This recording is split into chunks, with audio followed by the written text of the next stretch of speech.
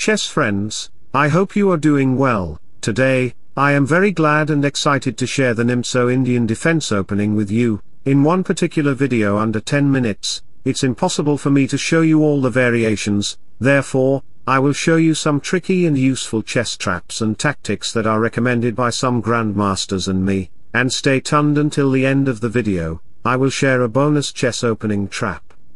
So, let's get started without further delay. It starts with d4, and here, rather than considering d5, the England gambit, e5, or the 69 IQ player rated moves like b6, you can go with knight to f6, taking control of the center where e4 cannot come. Therefore, after c4 to get control of the center, the two major options for you are to consider d5 or e6, but we will play the d6 move, delving into the Nimzo Indian defense, where bishop to b4 can arrive.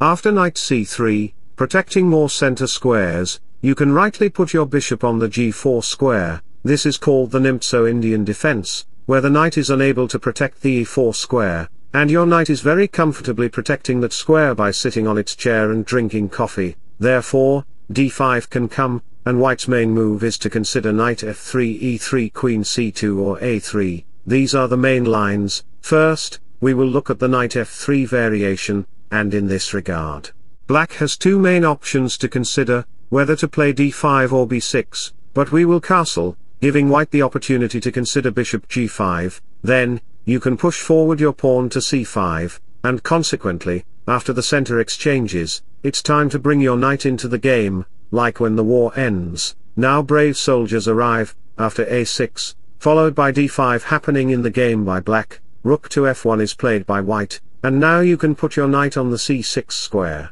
The point is very clear that white wants to bring out his bishop, play a3, or even c5, which is also an exciting move. I will illustrate the a3 variation, which is called the Kasparov variation, forcing the bishop to move back to e7. Garry Kasparov played this variation many times in his younger days, because in youth, men have extra adrenaline to play some risky chess and competitive games. After some exchanges, e2 was considered, forcing white to castle, and a few moves later, b4 came into the game to form a good pawn chain. Therefore, you can strike in the center by playing e5, and white might be shocked by seeing this move. He might think that you've been induced into an opium drug. That's why you are playing such a bad move. You have just sacrificed one pawn, and in this regard, you can see that the e5 pawn is under attack, but you don't want to capture it. You don't need to capture the pawn, you just play a5 to attack the other side of the board. Of course, knight takes d5 is not possible because queen takes e5 will leave it under attack by two pieces. Therefore, after queen to d4, queen g5 comes on the board to attack the rook. And here Kasparov's opponent thinks it's a good time to castle. He thought that it's a romantic season or month to marry and settle down, but you know what? The real problem starts after marriage. Bishop to h3 will come, attacking the g2 pawn. Now, your mental condition will be harassed and complicated. Even if you consider bishop f3, knight to d2 can ruin your position, and your pieces will be helpless. The position is completely in Kasparov's hands. And this is the first chess opening strategy in the Nimzo Indian defense that shows how you can crush white step by step.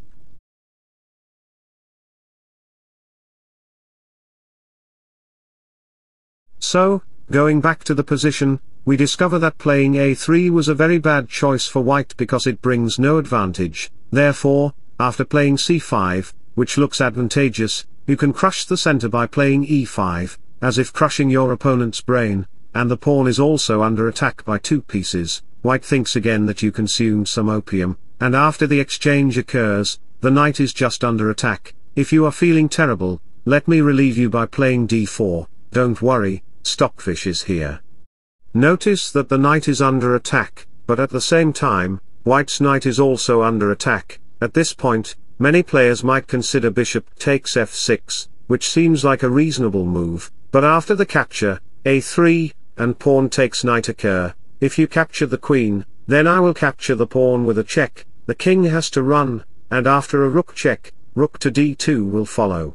The king will be crushed on the queen side because the light-squared bishop is also coming with its octopus-like hands to grab your pieces. So, let me share an amazing quote in sudden with you. Every day is different, and some days are better than others, but no matter how challenging the day, I get up and live it. So, going back to the position, we discover that bishop takes knight is a very bad choice because d takes c3 can ruin white's position. Therefore, after playing a3, attacking the bishop controls a crucial diagonal. And finally, the final punch, c takes b2, and still, white cannot capture the queen because the rook is hanging. I will check you. Therefore, after the rook moves, capture, and recapture, rook to e8 check will arrive. The king cannot move there because bishop to c5 check can win your rook on the next move. Even if the king goes to the e1 square, rook to d4 can arrive, attacking two pieces, after bishop takes knight. I will not capture the bishop with my dumb pawn because this will not bring any advantage for you. Instead, I will capture the pawn on the b4 square, protecting that pawn, and I will have created my outside passed pawn, ready to go to a village and bring some fruits for my chess journey. So, this was the second chess trap, or you can call it a tactic.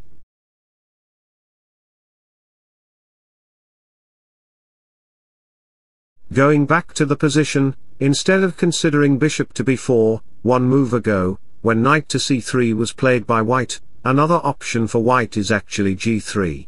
To give the bishop access another way, therefore, you can consider c5, after d5, white thinks he can capture the pawn and gain some serious advantages and advancements. So, after d6, knight to c3, and all the exchanges occur, the black bishop cannot develop this way. Therefore, after g6, the bishop can go to the g7 square. After a few moves, when both sides castle, you can actually play rook to e8 to gain control of the file. The bishop is wide open there. Bishop f4 comes into play after h6 threatens g5. And white plays queen c1, attacking the pawn. After g5, the bishop moves back, bishop to f5 can arrive, gaining access to this file, like accessing a foreign country with a fake visa. Therefore, white throws a challenge in your face by playing h4, the pawn is well protected by the knight, and because my pawn has advanced too far in the game, I decide to play g4. When the knight moves back, I can play a very strong move. Can you guess what it was? Try to think a little, noticing that the bishop has an open diagonal and the knight is controlling many crucial squares. The best and most brilliant move is to play rook takes e3, sacrificing the rook like a champion. This will create doubled pawns for you. After the bishop moves, knight to c4 arrives, attacking the pawn on the d6 square. After queen e7 to protect that pawn, you will have two weak pawns on the e-file. Another knight comes in, and my knight moves back. e4 comes to protect the pawn. Followed by a6, knight to d7 to gain access to the e5 square. White played a4, and after knight to f6 attacks the pawn, we see queen to f4 putting more pressure on the d6 pawn. Instead of performing surgery on the patient by playing knight to e8, the doctor just moves away, throwing down his stethoscope by playing knight to h5, giving white the opportunity to capture the pawn on d6. But if white actually captures the pawn, he will be finished. He will have to give up his queen when I play queen to d8. At this point, you can see that the white queen is just trapped in this vulnerable underground. If you try to play e5, after bishop to f8, I will win the queen, and the game will be completely in my hands.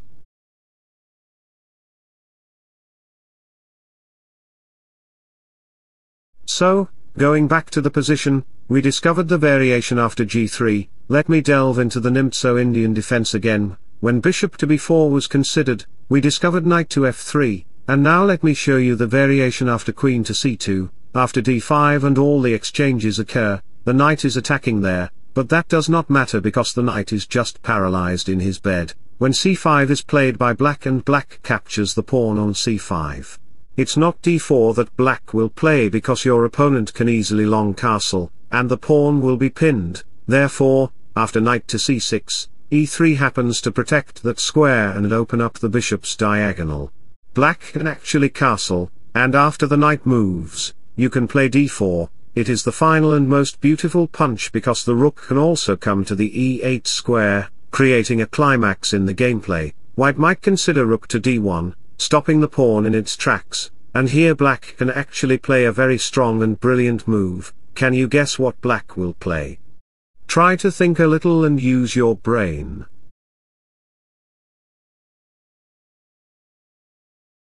Noticing that the bishop is pinning the knight, the pawn can actually capture the knight. The brilliant move is bishop to f5, deflecting the queen from her usual square, forcing her to capture the bishop. When you capture it, after d takes c3 happens, rook takes d8 follows. White becomes so glad that he has won a queen in the opening. But wait a minute, I have some secret information. C takes b2 cannot happen because your secret ally is protecting that square. Therefore, I will consider c2 with a check. And I will promote to a new queen. You can capture the rook, of course, but that will not bring any sort of advantage for you. At the end of the day, you can see that the white king will be harassed. I have the queen, the king is in the center of the board, and it will just be over for you. Now let me share a bonus chess trap with you. At the beginning of the game, I promised to share a bonus chess tactic. If you're still with me, let me show you the bonus opening trap. The bonus trap starts with d4, after knight to f6. Instead of playing c4, black is just bored with these variations, so he tries another opening by playing knight to c3. Then after d5 bishop g5 and c5, instead of capturing with the e-pawn, you can actually capture with the g-pawn, opening up the bishop's diagonal. After e3, the knight comes in. A couple of moves later, when the center exchanges occur, you can actually play e5, attacking the pawn. After pawn takes e5, the best move for black is to play d4. After the knight moves, queen to a5 check will arrive. When the queen moves here, queen takes e5 comes, attacking the knight. At this point, the best move for white is to consider queen to f4, simultaneously protecting the knight. But if white dares to play knight to g3, the game will turn into a blunder for white. Can you guess what move black can make? Try to think a little. Notice that bishop to b4 can arrive to pin the queen in front of the king, but the problem for black is that c3 can block it. Don't worry, you have a secret missile attack by playing d3, putting pressure on the knight. The knight is pinned, therefore, after pawn takes pawn, bishop to b4 comes onto the board, and your pin gets reinforced by the bishop, and that concludes our chess traps in the Nimzo Indian defense. I hope you enjoyed the game, or rather, the opening. Don't forget to like and subscribe to my channel. Wishing you all the best. Bye bye. Take care, see you soon.